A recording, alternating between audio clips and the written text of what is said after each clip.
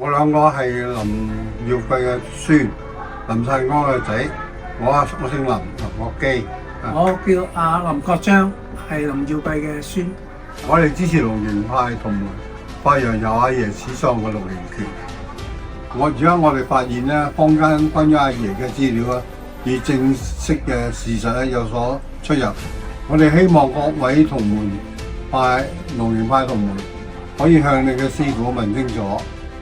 如果唔同因素未能問到，可以向龍營體育總會查詢。呢個龍營派總會係阿爺嘅遺願，我老豆啦、阿伯啦，同埋師老伯一齊創立嘅，而係龍營派嘅首個官方組織。希望各位龍營派同門能夠學到真正嘅龍營拳，把阿爺嘅武學心得發揚光大。